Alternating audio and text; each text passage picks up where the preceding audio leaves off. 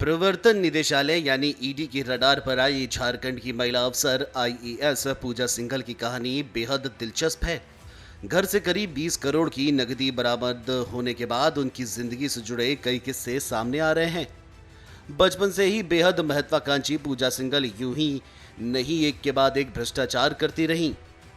उनकी भ्रष्ट गाथा से कई ऐसे तार हैं जिन्हें जोड़ते जाओ तो पूरी कहानी समझ में आती है।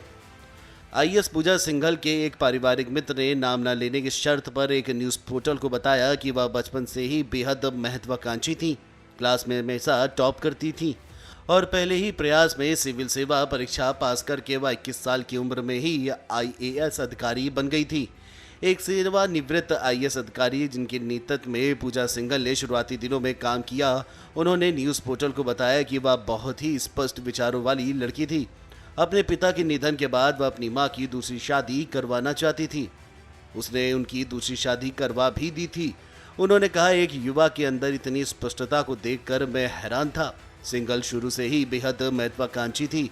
वह कम उम्र में ही बहुत कुछ पा लेना चाहती थी, इसीलिए उन्होंने अपनी तैनाती से पहले ही सभी पार्टी के विधायकों से नजदीकियां बढ़ा ली थी। लेकिन जब जिलों में तैनाती मिलना शुरू हुई तो उन्होंने अपना रंग दिखाना भी शुरू कर दिया। आईएएस पूजा सिंघल की अभिषेक झा से दूसरी शादी है। इससे पहले वह सीनियर आईएएस अधिकारी राहुल पुरवार की पत्नी थी। उनकी 2 बेटियां भी हैं। हालांकि राहुल पुरवार से उनका रिश्ता ज्यादा दिनों तक नहीं चल सका और 2 से 3 साल में ही दोनों के रिश्ते में दरार आ गई और फिर तलाक हो गया।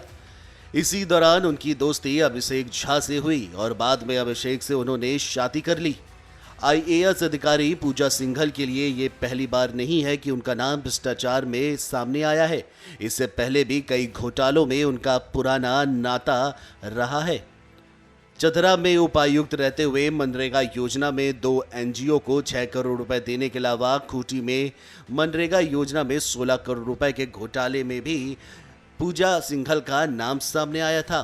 इसकी जांच भी ईडी कर रही है।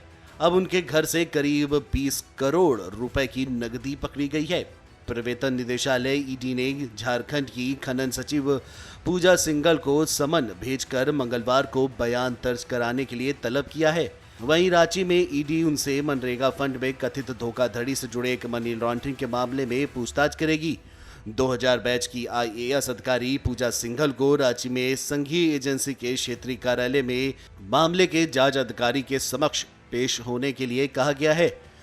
यहां उनका बयान धन शोधन रोकथाम कानून यानी पीएमएलए के तहत दर्ज किया जाएगा। Video desk amarujala.com। डाउनलोड करें अमर उजाला ऐप और पाएं खबरें लगातार। अगर आप ये वीडियो YouTube पर देख रहे हैं तो हमारे चैनल को सब्सक्राइब करें और बेल आइकन को दबाना ना भूलें। अगर आप Facebook पर ये वीडियो देख रहे हैं तो हमारे पेज को लाइक करें।